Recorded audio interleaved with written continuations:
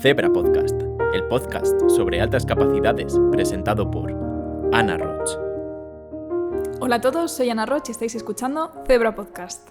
Bienvenidos a un episodio un poco especial del podcast, vamos a decirlo así, por varias razones. La primera, porque estamos inaugurando la sede oficial del podcast a partir de ahora, nuestro nuevo local de Proyecto Zebra, con este sofá tan emblemático y también con varias novedades que iréis viendo a lo largo de los podcasts. Empezamos con la pared en blanco, con la idea de ir haciéndonos fotos aquí a modo muro de la fama con los invitados para ir haciendo un poco de colección.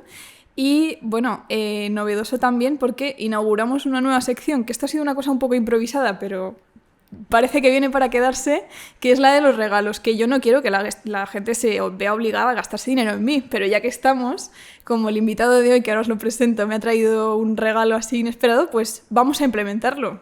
Que estas cabezas creativas que vienen al podcast se inventen regalos originales y luego hacemos un top si queréis o lo que sea. Bueno, sin más dilación os presento a Rafa Dávila, el invitado de hoy, Premio Educador Social 2024, orientador educativo. ¿Qué nos cuentas sobre ti, Rafa? Bueno, bienvenido. Bueno, muchas gracias. Para mí es un placer estar aquí, Ana, porque además tu podcast lo sigo desde hace tiempo y sabes que tu trabajo lo admiro desde hace mucho tiempo. Y nada, formar parte del podcast para mí es un súper honor. Un súper honor. Esto me da mucha vergüenza lo de los premios, pero bueno, alguien me ha dicho que lo tengo que contar y que se tiene que saber porque al final es un reconocimiento a tu trabajo, ¿no? Desde luego. Y más que esté relacionado con la educación social, que es mi profesión, que es una profesión en ocasiones desconocida y en ocasiones todavía que también hay detrás de ella como muchos mitos y mucha historia, pues para mí es más especial todavía, ¿no? Porque es un poco, pues eso, un reconocimiento a una de las cosas que yo intento hacer siempre desde las redes, que es defender mi profesión y la necesidad de los educadores sociales en educación, ¿no? En el ámbito completamente. educativo. Sí, además estas disciplinas que no son científicas puramente parece Sí. siempre como más fácil o más... que si te dan un premio, pues bueno, será, pero Sí. tienen igual de mérito que premios que sean más relacionados con las matemáticas o Claro, otras sí, disciplinas. o sea, de hecho es que al final es un reconocimiento a mi trabajo. Lo bonito de este premio también es que es un premio que conceden educadores sociales, que se concede desde la educación social en la universidad y que mis propios compañeros hayan considerado que en 2024 he hecho algo importante por la profesión. Para mí es una pasada. Entonces, pues nada, gracias por recordarlo. Y por Nada. Sí que me gustaría, antes de continuar con muchos más temas que vamos a tratar hoy, que nos explicaras un poco en qué consiste la educación social, no tanto para mí, sino más para las personas que nos escuchen que no lo conozcan, porque en efecto es algo un poco menos conocido que otras materias, entonces... Sí, mira, hay un concepto del que yo hablo mucho, que es el concepto de salud social, ¿no? Conocemos muchos tipos de salud, ahora últimamente, desgraciadamente, y por las circunstancias que nos han rodeado en los últimos años, hablamos más, o sea, desgraciadamente, pero gracias, o sea, es una cosa un poco extraña, pero hablamos mucho de salud mental, ¿no? Antes no se hablaba tanto, es importante que se hable, antes no se hablaba tanto y ahora se empieza a hablar de este tipo de cuestiones, quizás porque ya es una necesidad hablar de ellas, ¿no? Pero se habla poco de esta otra parte, que es la salud social, ¿no? Al final, la educación social se centra en trabajar la salud social. En el momento en el que está tocado uno de los tres pilares de la salud, que son de la salud social, que son la relación con nosotros mismos, la relación con los demás y la relación con nuestro entorno, ahí es donde entran los educadores sociales a intentar ayudar a las personas a trabajar esa parte, ¿no? Al final tú fíjate los tres conceptos que he dicho, ¿no? La relación con nosotros mismos, todo el tema de la autoestima, autoconocimiento, autovaloración, la relación con los demás, las habilidades sociales, los conflictos, cómo resolvemos los conflictos y la relación con nuestro entorno, ¿no? El interiorizar y el entender que todo lo que tenemos a nuestro alrededor nos influye y que nosotros influimos en todo lo que tenemos a nuestro alrededor. Al final estos tres pies están en todo y en la educación, Claro. por supuesto, en la educación, por supuesto. Y al final, en la educación social, uno de los grandes mitos es que la educación social se centra en los problemas sociales, pero casi más extremos, como son todo el tema de cárceles, de centros de menores, que la labor que hacen mis compañeros ahí es brutal, pero hay otra parte de la educación social que se ve menos, que está en la educación formal, y que es igual de importante y más desconocida, ¿no? Claro, esto es como la parte de la psicología que no se dedica a tratar personas que estén en un momento límite de su vida, ¿no? Hay mucho más trabajo ahí. Eso es, y la psicología no es solo la psicología de diván, ¿sabes? De siéntate, cuéntame tu vida, háblame de tu padre, de tu madre, que vamos a ver de dónde viene la raíz. Hay mucho más detrás de la psicología, ¿no? Sí, Pero sí. la psicología, yo creo que se ha ido viendo más a lo largo de los años, se ha ido introduciendo la profesión de la psicología en publicidad, en empresas, en recursos humanos, historias así. Sí, ha llegado a estar hasta de moda, yo creo, un poco. Sí. Pero la educación social hay que ponerla de moda. Mira, me gusta ese concepto. Sí, pues ya tenemos reto para este año. Vale, bueno, y aparte de educador social, también tu labor ahora mismo, o gran parte de ella, está centrada en la orientación educativa. Sí. ¿En qué consiste el trabajo de un orientador? Tú fíjate, o sea, educador social y orientador educativo. Educador social, que la gente no sabe ni lo que es, y orientador educativo, Bueno, que todo el mundo aquí estamos para aclarar habla mal de conceptos. nosotros. Pero fíjate, pues, Si no, en este podcast también, siempre, yo no me... siempre me ha gustado la caña. Yo, de hecho, cuando voy a dar charlas o sesiones, lo primero que hago es preguntar cuántos orientadores hay entre el público para saber si puedo hablar con calma o tengo que callarme un poquito, ¿no? A ver, la orientación educativa, al final es... me gusta mucho vuestro eslogan, ¿no? Que siempre usáis el de que somos personas, ante todo personas que ayudan a personas. La orientación educativa tiene esa parte y tiene como dos vertientes principales, ¿no? Una parte es la de la trayectoria educativa, que es pues un poco los caminos a seguir para llegar a tu objetivo final. El paso de la ESO a FP, a bachillerato, el camino hacia la universidad, las distintas opciones que hay, las opciones que hay en medio de la ESO, como la FP básica, un poco conocer todos los caminos que hay para llegar a tu objetivo final, que no es el título, sino la felicidad, ¿no? Pero al final... ¡Qué pretencioso! Sí, pero es un poco eso, porque, bueno, yo vengo de una generación más mayor que tú, en la que nos obsesionábamos un poco con el tema de la salida profesional, ¿no? Entonces tú pensabas en qué estudiar, centrándote mucho en qué salidas tiene, ¿no? Claro. ¿De qué voy a trabajar si estudio no sé qué? Y a día de hoy eso está absolutamente obsoleto. A día de hoy eso ha evolucionado de otra manera. Tú estudias para completarte, para luego poder hacer lo que tú quieres hacer o lo que tú quieres hacer con tus estudios, ¿no? No significa que, como hablábamos antes, ¿no? De que un psicólogo sea el psicólogo de diván y de cuéntame tus problemas, sino tú puedes estudiar psicología y luego tus estudios te pueden servir para muchísimos campos, ¿no?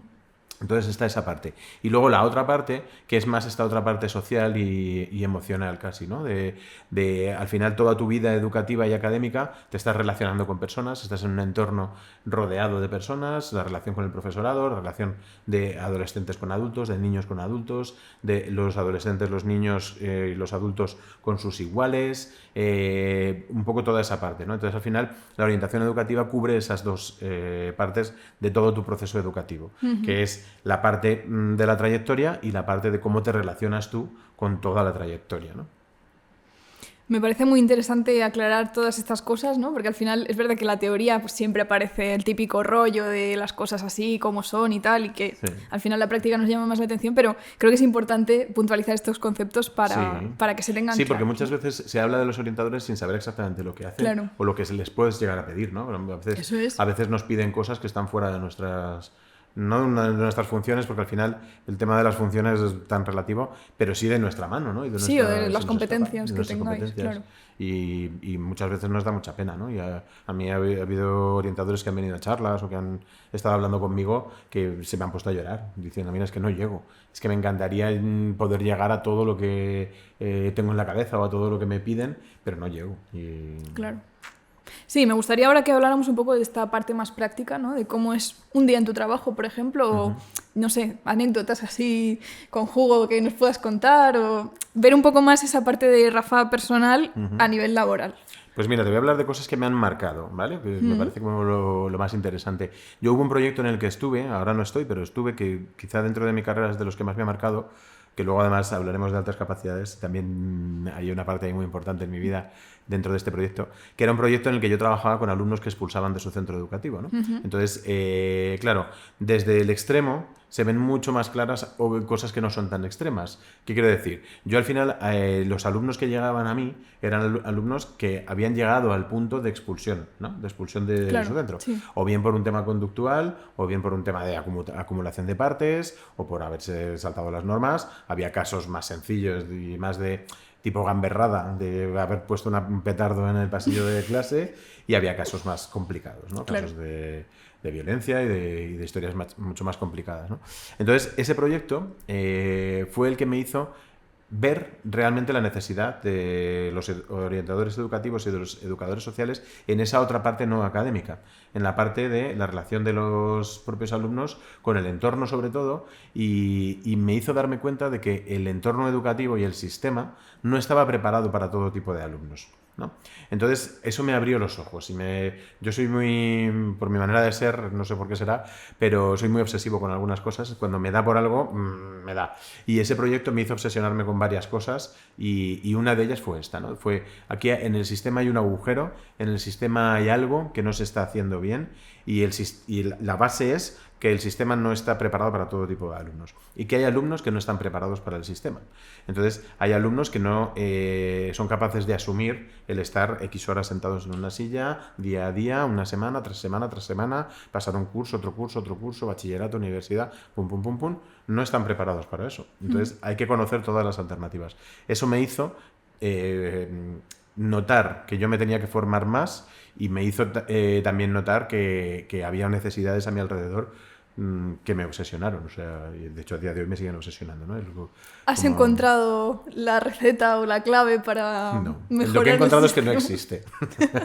Que no existe una receta, ¿sabes? O sea, Vaya, otra que me dice lo mismo.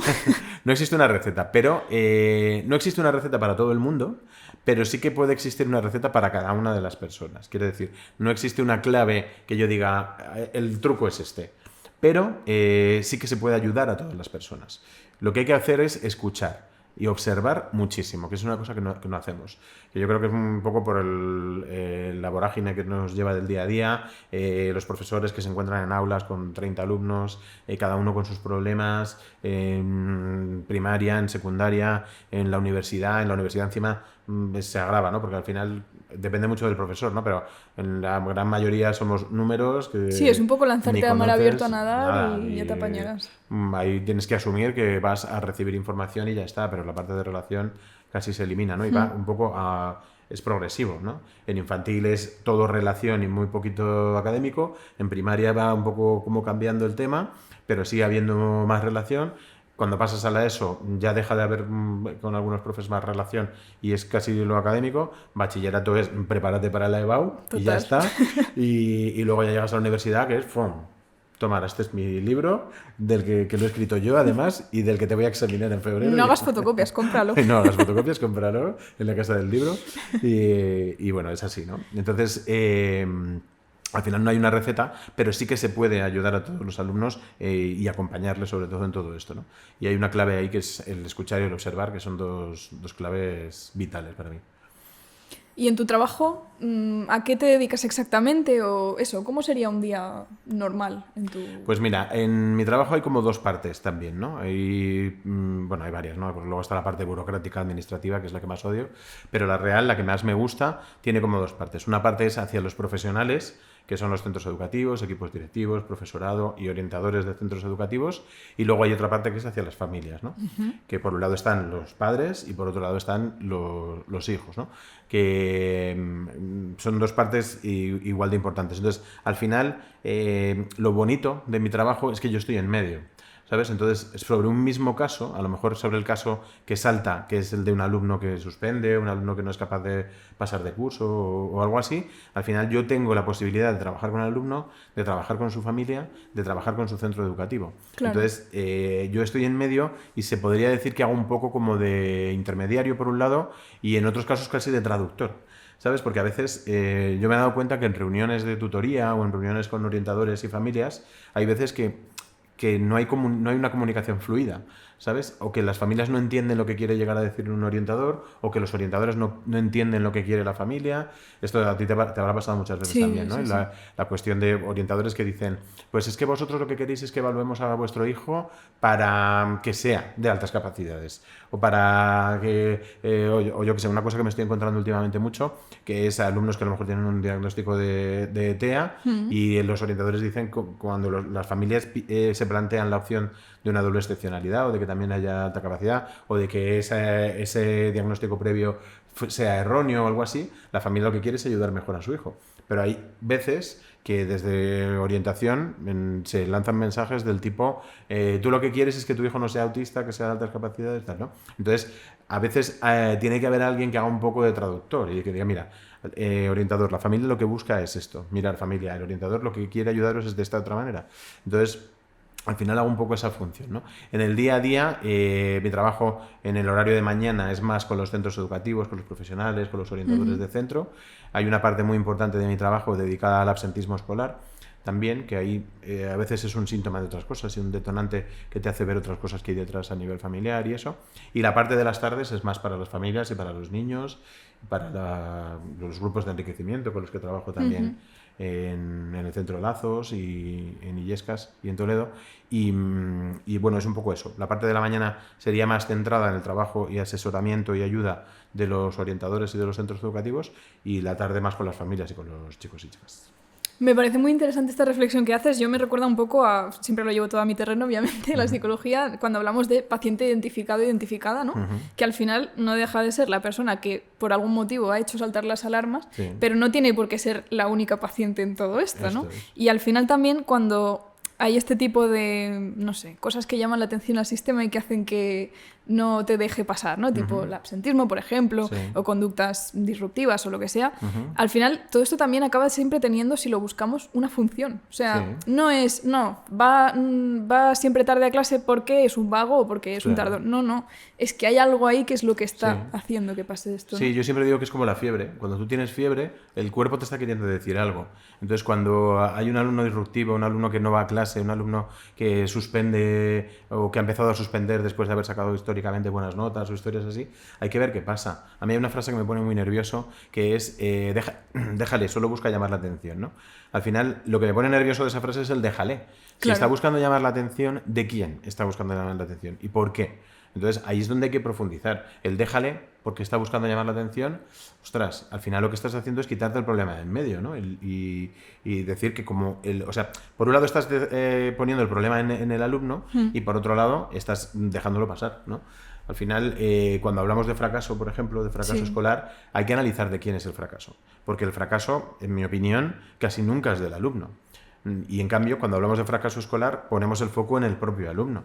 Cuando hay fracaso escolar, hay que analizar por qué ese alumno está fracasando, qué es lo que está haciendo que esté desmotivado, que no quiera estudiar, que no quiera tirar para adelante, ¿no? Que no esté respondiendo a lo que el sistema le pide. Entonces, al final, cuando nos quedamos con la superficie, que es él es el que está suspendiendo, pues el fracaso es suyo.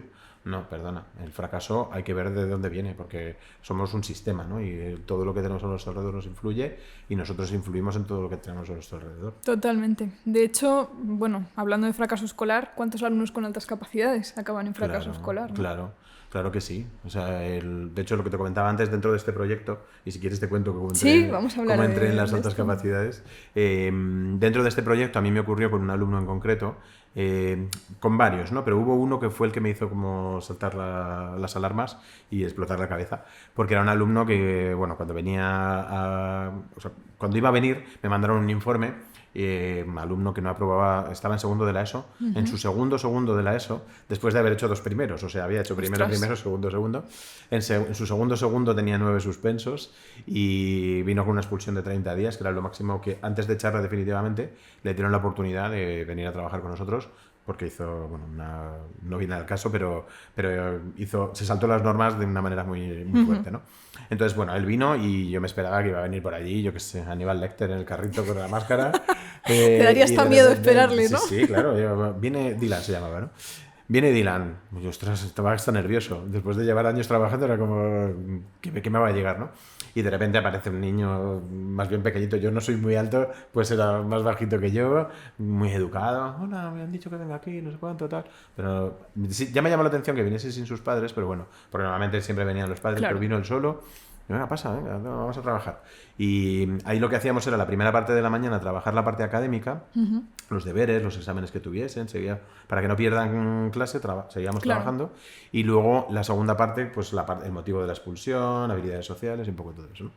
Entonces, claro, en la primera parte yo me di cuenta que él pasaba de los libros, pasaba de, o sea, de lo que le venía marcado del instituto pasaba. Pero luego tenía una curiosidad brutal por unos libros que tenía yo allí, por unas fichas que tenía yo allí de bachillerato. Él un día pilló una ficha que tenía de un compañero que estaba imprimiendo cosas de universidad, ¿no? de física, de problemas de física de rozamiento, de poleas y tal, y me empezó a preguntar qué era eso. Entonces, cuando vi esa curiosidad, dije, voy a trabajar con esta curiosidad. Y le empecé a poner, en vez de problemas de matemáticas, enigmas, historias así. Luego hice la chorrada, que triunfó en ese caso, de los problemas de toda la vida, cambiarles la temática. Claro. Entonces, en vez de un tren sale de Sevilla con dirección a Barcelona y otro de Barcelona con dirección a Sevilla, ¿dónde se encuentran? Pues yo empecé a decir, Superman sale de Sevilla con dirección a Barcelona, Batman sale de Barcelona, ¿dónde se van a encontrar? ¿No? Al final, el problema de toda la vida, pero cambiándole un poco el rollo. Y me di cuenta que esas cosas le flipaban y que no tenía techo, además. O sea, empecé a ponerle problemas. Entonces, me pareció súper curioso el caso de un alumno que me habían dicho que no aprobaba un examen de mates desde quinto, habiendo hecho quinto, sexto, primero, segundo y segundo, no había aprobado ni un solo examen y ahí yo estaba viendo que no tenía techo. En cálculo mental era casi automático. Entonces yo, algo ahí no me cuadraba, ¿no? Entonces, bueno, pasé los 30 días de expulsión y cuando finalicé los 30 días, bueno, como anécdota te cuento que a la semana o así volvió otra vez expulsado y al tercer día me dice, Rafa, te voy a contar un secreto. He hecho que me expulsen a posta. Para venir contigo, Para ¿no? venir contigo. Entonces, por un lado era como, ostras, ¿soy buen educador o soy una mierda de educador? Porque claro... estoy fomentando que expulsen a un alumno, pero por otro lado algo estoy haciendo que le ha enganchado, ¿no? Entonces claro. era como...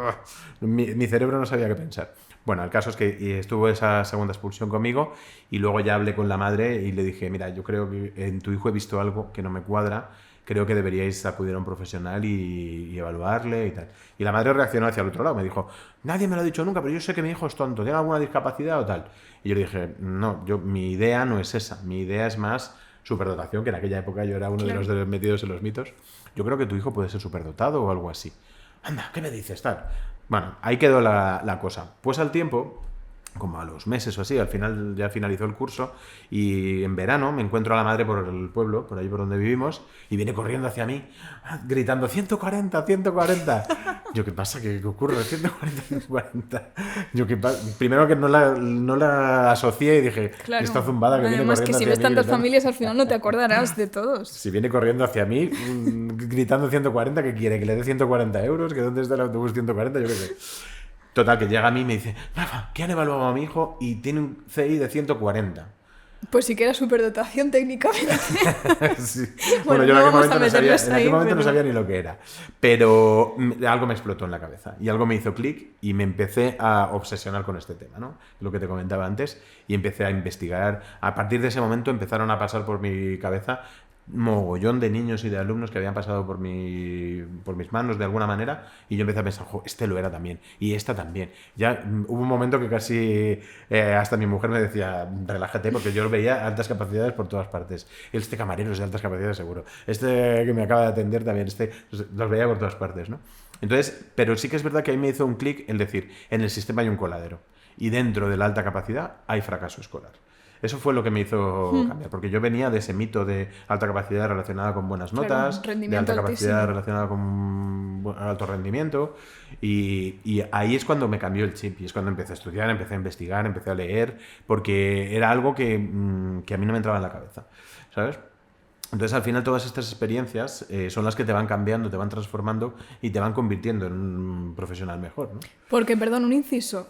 ¿Tú recibiste alguna asignatura o, yo qué sé, tema, aunque No, fuera sobre dentro de altas la educación capacidades? social, nada de nada. Dentro de la educación social, nada de nada. O sea, yo me he tenido que buscar la vida. Además, tú piensas que yo ya tengo una edad. Yo hice la diplomatura en educación social. Luego, recientemente, en 2020 o así, convertí la diplomatura en grado para actualizarme. Pero aún así tampoco había ninguna asignatura. Yo he tenido que hacer estudios después, Claro. ¿sabes? Y bueno, pues es que no sabía ni lo que era. No sabía ni lo que era. Yo reconozco mi error de mis primeros años de carrera profesional, tener muy interiorizados muchos de los mitos que todos tenemos interiorizados. Sí, a ver, error, bueno, es lo que nos enseñan Lo que nos también. habían enseñado, ¿sabes? Y sobre todo principalmente el tema de que la alta capacidad estaba relacionada con las buenas notas, que los de alta capacidad eran los clásicos de gafitas que les gusta la ciencia y que aprueban todo con unas notazas, ¿no? Y empecé a ver ahí, Dylan me hizo cambiar el chip absolutamente y empecé a ver al alumnado en general, ya no solo a estos, de una manera distinta.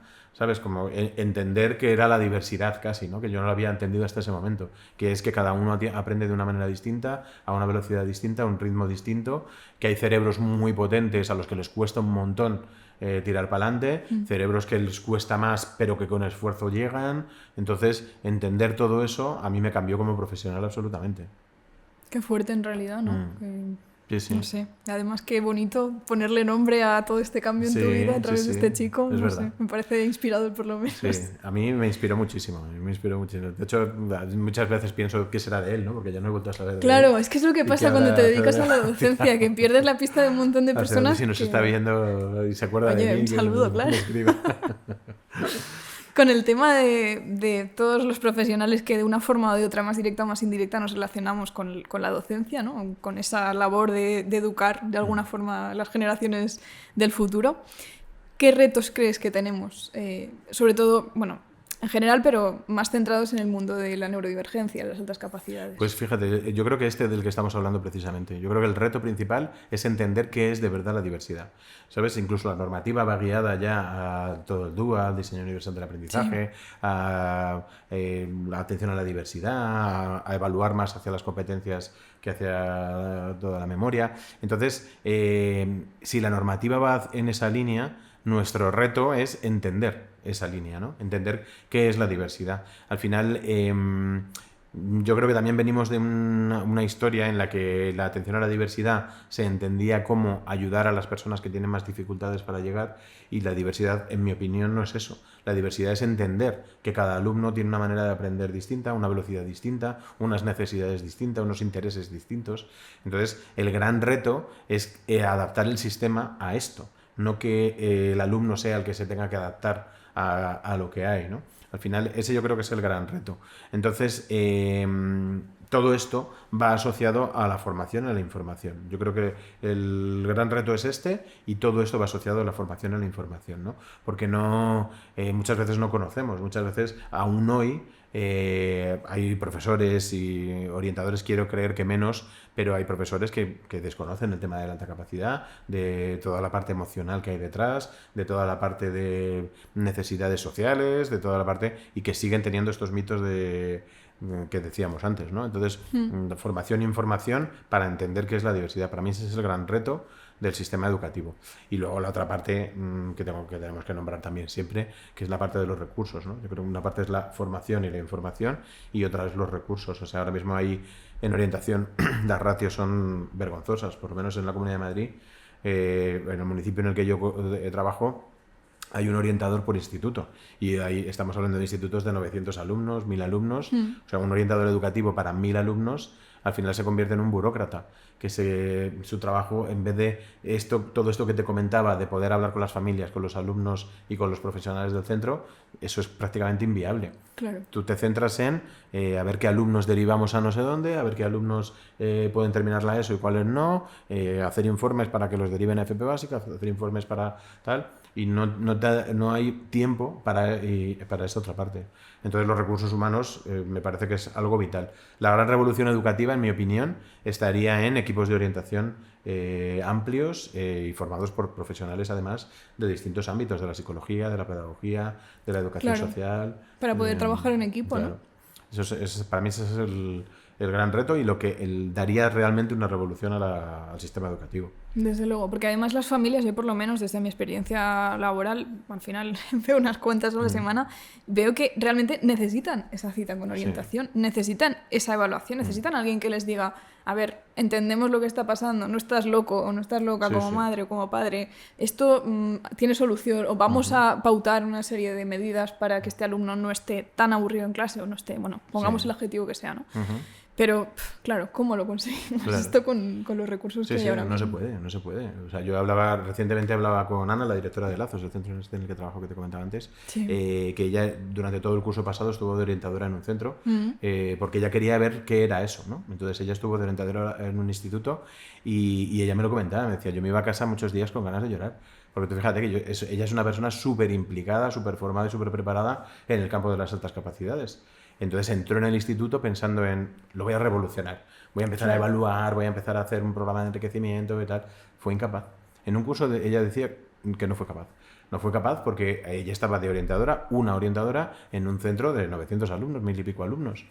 Entonces, lo que ella quería hacer, aún así, rascando y tal, dice, mira, he conseguido evaluar a 15, a 20 alumnos. Y digo, bueno, pues eso ya es un triunfo.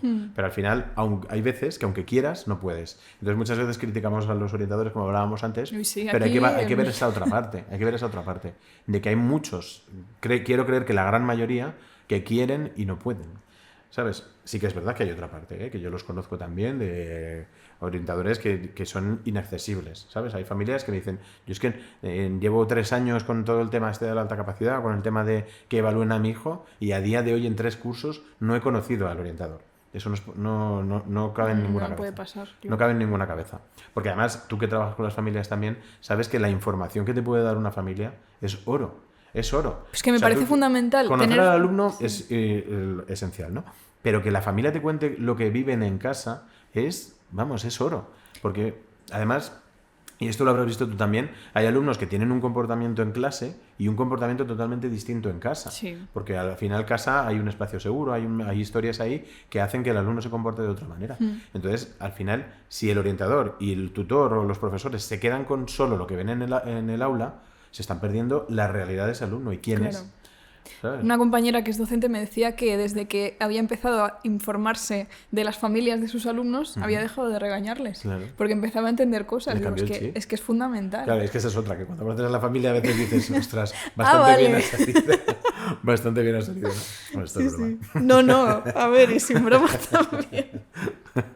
Pero sí, es verdad, o sea, al final conocer a la familia me parece esencial. Y orientadores que digan, usamos de intermediario al tutor. Tú hablas con el tutor y que el tutor hable conmigo, yo hablo con el tutor y que el tutor hable contigo. Ostras, me parece que estás perdiendo la esencia de tu trabajo. Desde luego. Además que toda esa parte que decías tú de coordinar un poco, hacer un poco de bisagra entre todos los ejes de ese niño al final, ¿no? Pues no está. No, se pierde, absolutamente. Entonces, creo que va por ahí la cosa, ¿sabes? Porque no es que los orientadores no quieran, es que hay veces que falta esta parte que decíamos antes de formación y de información, pero hay veces que lo que falta es tiempo. Y al final el día a día te acaba quemando y te acaba te metes en una dinámica en la que dices, ostras, es que ya está, ya acaba el curso y he podido ver a 20 alumnos de los 900 que tengo. ¿Sabes? Sí. Cambiando un poco de tema, también te dedicas mucho, últimamente más, creo, a las redes sociales. ¿Qué es lo que te llevó a abrirte un perfil y empezar a subir vídeos ahí Pues en tus mira, paseos con las gafas de sol? Me imagino que no va a ser la respuesta que esperas, pero todo fue porque, claro, cuando ya llegas a una edad empiezas a tener revisiones médicas y tal, y hubo un médico que me dijo, lo de hacer deporte ya no es opcional. O sea, a partir de esta edad ya no es opcional. Y yo practicaba deporte de joven, sobre todo deportes de equipo, ¿no? El rugby he estado jugando muchos años y tal, pero esto de salir a correr, salir a andar o irme a un gimnasio no va conmigo, no he ido nunca, ¿no? Entonces dije, tengo que andar, venga, pues tengo que andar. Entonces, para motivarme, dije, pues voy a hacer vídeos contando mis movidas. En un primer momento mi idea era hablar de fotografía, porque la fotografía es como una de mis grandes pasiones, pero dije, joder, si hablo de mi trabajo, a lo mejor a alguien le interesa. Y en paralelo, en esta época, me empezó a hablar de TikTok un amigo que hace vídeos de tecnología y tal, y me dijo, tío, ábrete un TikTok, ya que vas a empezar a andar y a grabar vídeos, ábrete un TikTok y lo dejas ahí. TikTok es una red súper extraña que de repente un vídeo no lo ve nadie, pero otro te lo pueden ver 100 personas y tal. Y yo dije, bueno, pues venga, pues le voy a hacer caso. Y entonces grabé un vídeo y 15.000 visualizaciones. Dije, un momento. Dije, venga, pues vamos a hacer más. 200 y pico mil llegó el siguiente. O sea, yo cada vez que entraba era como, tal seguidor, 1.000 seguidores más, 1.000 visualizaciones más. Y entonces empecé a ver como que ahí había algo que había dado con una alguna necesidad, tecla, ¿no? Por lo menos. Había dado con algo, ¿no? Y entonces eso empezó a rodar aquello. me empezó a motivar venga, voy a empezar a andar y me grabo. Entonces era como que como ya si se me ocurría una idea, era como, joder, ahora tengo que salir a andar. Pues ya, porque esto lo tengo que grabar. Claro. Y entonces, pues así fue, ¿no? Y luego ya el paso a Instagram fue porque hubo gente que no tenía TikTok y me decía, ay, quiero ver tus vídeos y tal. Dije, bueno, venga, pues lo mismo que hago en TikTok lo voy a ir haciendo para Instagram. Y así fue. O sea, ya ves tú, planificación de redes sociales y de community managers, cero. Y a día de hoy sigo igual, ¿eh? No tengo ninguna planificación y publico cuando se me ocurre algo. A lo mejor estoy 2 semanas sin publicar algo y otra semana hago 5 vídeos. O sea que... Y así fue, y así fue. Y la verdad es que te puedo decir que yo llevo 20 años trabajando en educación, porque empecé en 2005, entré en el ayuntamiento en el que estoy ahora y sigo ahora. Pero es en estos 2 años cuando más reconocimiento he recibido, más agradecimiento, más... o sea, me conoce más la gente. Al final, el estar en redes sociales no te hace mejor educador que otros, pero sí que te muestra, ¿no? Eres el que está en el escaparate. Es como si tú vas a una pastelería, pues ¿qué voy yo me como? El que ves en el escaparate. A lo mejor si entras en la tienda ves otro que te guste más, pero dices, venga, este que está en el escaparate que tiene buena pinta. Pues al final yo soy ese, ¿no? Cuando recogí el premio del que hablábamos antes, lo decía en el discursillo que di allí, porque estaba nominado con otros 2 educadores que eran profesionales brutales, ¿sabes? Uno de ellos encargado o sea, el educador social de una cárcel, de las más extremas de nuestro país, y era el educador social base, y digo, joder, ¿yo soy el educador del año? Seguro, Sí. os habéis equivocado. ¿Sabes? Entonces, claro, no me hace mejor educador que otros. Sí que me ha hecho un poco mejor profesional, porque detrás de cada vídeo, intentando, pues lo que decíamos antes, ¿no? Que lo que publicamos no sea humo y que pueda ayudar a la gente, pero haya una parte de verdad y una parte de respaldo, no sé si llamarle científico, pero por lo menos sí... un rigor, ¿no? Un rigor te obliga a formarte, ¿sabes? Que a lo mejor a mí se me ocurre una idea de algo que yo pienso y digo, a ver si esto es una zumbada o realmente hay algo que lo respalde, hay algún estudio. Entonces, buscando un estudio, de repente encuentro un experimento que digo, joder, pues voy a hablar de este experimento. O de repente se me ocurre una peli y digo, ¿y si empezamos a ver a Dumbo como un niño de alta capacidad? Malentendido. Dumbo está creado como todo lo contrario, ¿no? El creador de Dumbo lo que quería era hablar de la discapacidad precisamente, pero me lo lleva al otro lado. ¿Y si Matilda, que es el libro de mi vida, es el libro de mi vida porque habla de alta capacidad? Yo Hombre, no lo eso sabía. no sería tan raro porque no es el primer caso que conozco, ¿eh? ¿Sabes? De lo de Matilda. Claro, pero al final los X-Men, que luego hablaremos de ellos por un motivo que no podemos desvelar todavía, pero los X-Men, la Patrulla X, al final a mí me ha apasionado siempre. Y no dejan de ser personas diferentes a las que de repente aparece un mentor que los dirige y les enseña a conocer y a utilizar su poder. Claro. Pues todo este tipo de cosas al final te obligan a reflexionar, a pensar mucho para contárselo a la gente. Al final lo cuentas, o es lo que intento siempre, de una manera más cercana, porque sí que me había dado cuenta que la gente que hablaba sobre todo de alta capacidad y de determinados temas de educación lo hacía desde un punto de vista excesivamente técnico. Claro. Y dije, voy a intentar bajarlo un poco. Y además que el público que tienes la mayoría son familias, Sí. Entonces tampoco te puedes dirigir a ellos como Exacto, si fuera una clase de la universidad. Entonces dije, voy a intentar bajar todo esto a la tierra, poner ejemplos que ellos puedan ver, que ellos conozcan y a ver si así empiezo. Y bueno, empecé a recibir mensajes tan bonitos, sobre todo Ana. O sea, lo mejor es el cariño de las familias. El gracias, eres luz, me has abierto el camino, gracias a ti me he atrevido a acercarme a mi orientador, me he atrevido a dar el paso, o adultos que dicen, joder, me he empezado a plantear el evaluarme yo a mí mismo después de verte las cosas que cuentas al final, y luego es una cosa que cuento que poca gente se lo cree, pero yo tengo 20 y pico mil seguidores en TikTok y 10.000 y pico en Instagram y no he recibido hate, ninguno. Qué suerte. Bueno, a ver, alguno chorra, pero del tipo no me gusta cómo te queda esa sudadera o... Bueno, eso no cuenta entonces. Pero de esas chorradas. Pero de lo que publico nunca, jamás. Nunca jamás. Digo, ostras, pues algo estaré haciendo bien, ¿no? Claro. Mi mujer me lo dice muchas veces, ¿no? Te lo tienes que creer, porque yo muchas veces digo, pero que me han llamado para un premio, que me han llamado para un podcast, que me han llamado para entrevistarme en no sé qué medio. Y ella, pues que te lo tienes que creer, ¿no? Y no me lo creo tampoco. Mi impostor a veces me gana. Es una responsabilidad también, en cierto modo. Sí, es una ¿no? responsabilidad. Además, que es lo que decías del rigor, a mí me pasa a veces que yo qué sé, hago una story, que ya ves tú, de cualquier cosa, Sí. y ya hay gente ahí. Cuando empiezas a tener un poco de comunidad y tal, oye, ¿esto de dónde lo has sacado? ¿Dónde puedo leer más sobre esto? Al Sí. final termina siendo un poco la enciclopedia Sí, de lo es que verdad, hablas. Es verdad, y tú, ¿no? Que se me ocurre de a mí. ¿En qué te pasas para decir que Dumbo es del Caballero? Porque me sale de las narices. Se me ha ocurrido a mí.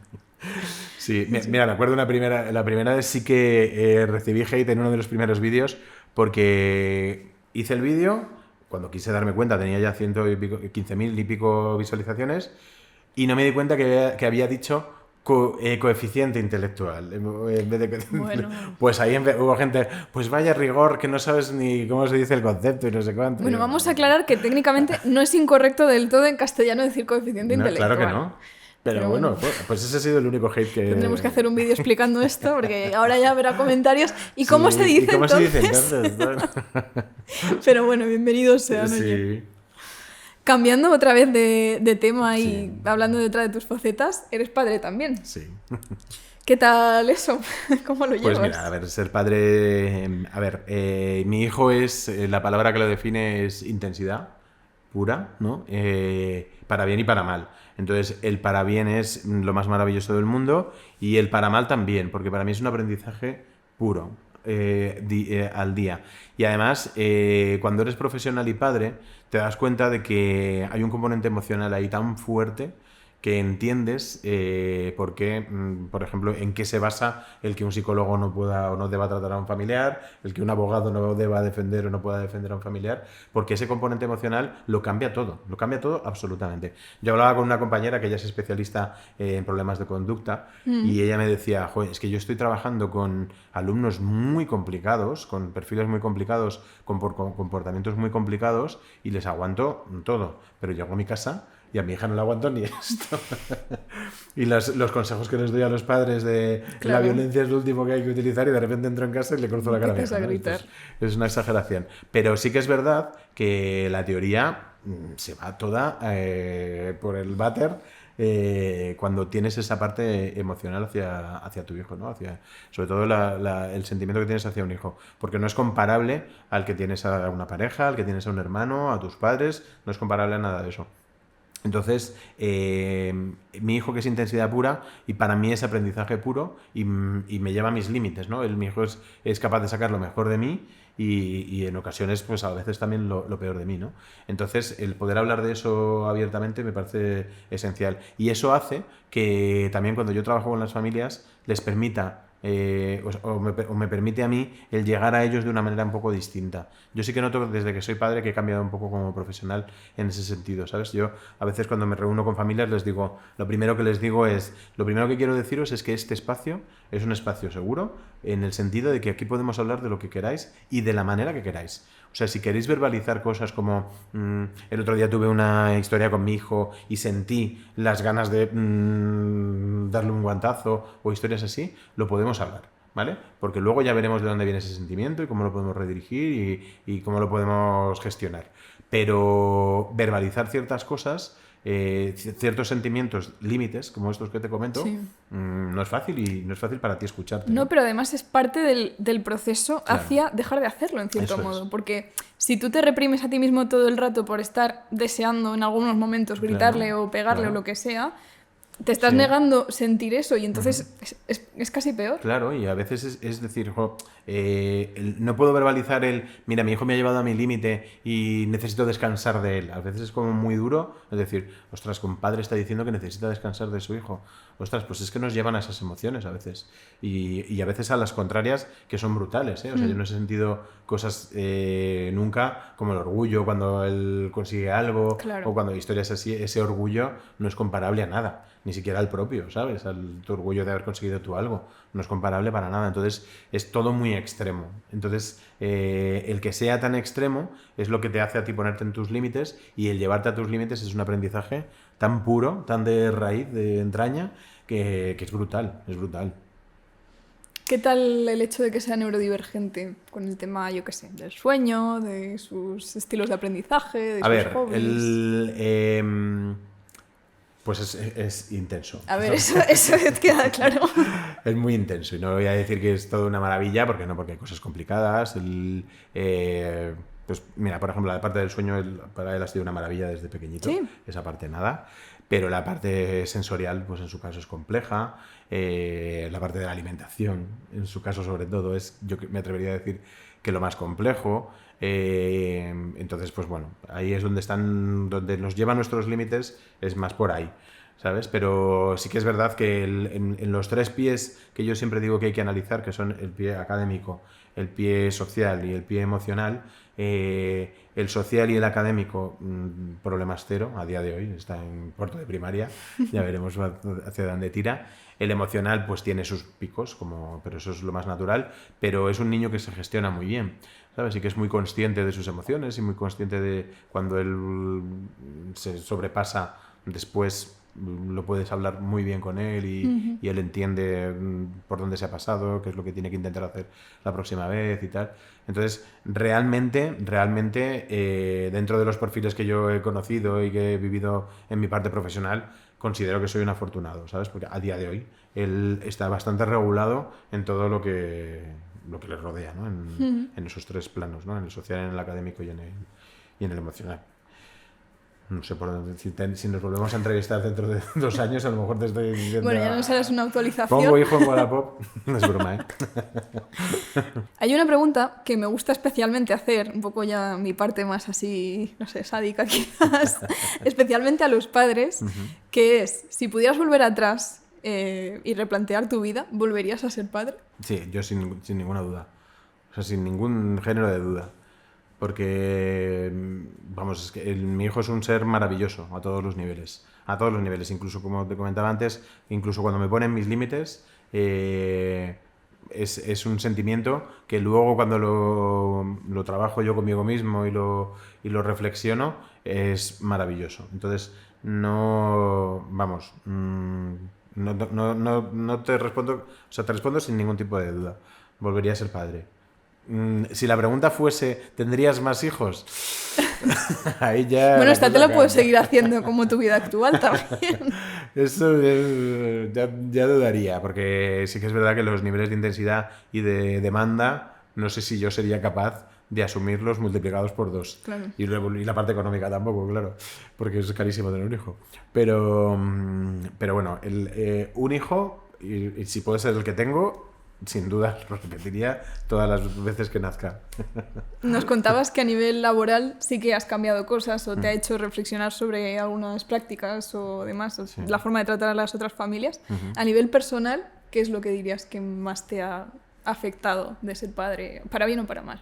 Sí, pues él pues lo que te digo, al final es un aprendizaje que la base es... me ha aprendido incluso a conocerme mejor a mí, ¿sabes? Porque lo que te digo, al final él me ha hecho sentir y tener sentimientos que no había tenido nunca, tanto positivos como negativos, como de otros tipos, ¿no? Entonces, el ver en mí cosas que no había visto antes me ha hecho mejor persona, él me ha hecho mejor persona. Me ha hecho mejor profesional, como te decía antes, y me ha hecho mejor persona, porque me ha ayudado también a utilizar temas que no utilizaba bien, yo creo, que no gestionaba bien, como la empatía, como el entender que no todo el mundo es igual, que no todo el mundo piensa igual, que no todo el mundo siente igual. Entonces, al final, me ha completado, ¿no? Me ha perfeccionado, ¿no? No es que yo sea perfecto, pero me ha mejorado, me ha hecho mejor persona. Recomendamos la experiencia entonces. Sí, te sale como el mío, ¿eh? Bueno, eso ya es más complicado. Bueno, Rafa, pues muchas gracias. No vamos a cerrar todavía el capítulo porque me han contado por el pinganillo que tienes algo por ahí Te traigo metido. un regalo que, no sé, yo no era mi intención inaugurar ninguna sección, pero bueno, para mí es un honor. Bueno, te he hablado antes un poco de la Patrulla X, de los X-Men. Para mí, siempre digo que es el mejor libro que se ha escrito sobre alta capacidad. Antes de decirlo, o sea, normalmente cuando voy a una charla y digo, ahora os voy a enseñar el mejor libro que se ha escrito sobre alta capacidad, la gente espera que saque un libro de Javier Turón, claro, o de Renzulli o algo así. Y cuando saco esto hay gente que se levanta y se va. Pero bueno, lo asumo. Nada, bueno, yo me quedo broma, sentada aquí de momento. Es broma. Pero digo que es el mejor libro que habla sobre alta capacidad porque al final la historia de los X-Men habla de personas diferentes, de personas con poderes excepcionales, incomprendidas por la sociedad, una sociedad en la que no quiere que existan este tipo de personajes, y luego aparece la figura del profesor Charles Xavier, que es este hombre calvo que va en una silla de ruedas, que al final crea una escuela a la que llama Xavier School for Gifted Youngsters, que al final el concepto de gifted claro, nos lo dice todo, y es una escuela en la que coge a los mutantes, que son estos seres con poderes especiales, y les enseña a conocer su poder, a controlar su poder, a gestionarlo, y los que acaban consiguiendo gestionarlo se acaban convirtiendo en la Patrulla X, que ya son los superhéroes que ayudan a la sociedad, ¿no? Entonces al final es un cómic, no deja de ser un cómic y una historia de ciencia ficción, pero que nos ayuda a entender que personas con diferentes poderes, con diferentes maneras de ser, incluso con mutaciones en este caso, ¿no? Pueden llegar a ayudar a la sociedad si les enseñamos y les ayudamos, ¿no? Y les acompañamos. Entonces me parece un poco esa idea, y me parece un regalo bonito para... Pues muchísimas gracias. Además que me parece muy interesante que hablemos de estos temas a través de cosas así. Sí. Que no sea todo, no, pues hay que la integración y la inclusión social, y hay que no sé qué, sino verlo también plasmado en obras de arte, ¿no? Porque al final esto, en cierto modo, lo es. Sí, sí. Y que lo integremos también desde ese lado. Sí. Así que bueno, muchas gracias por haber venido hasta aquí, por el regalo, por todo. Un placer. Y nada, a ver si hacemos esa segunda edición en unos años y nos cuentas sobre tu hijo. Cómo ha evolucionado la cosa. Muchísimas gracias por a contar ti. conmigo, Ana. Un placer y nada, a vuestra disposición cuando queráis. Gracias.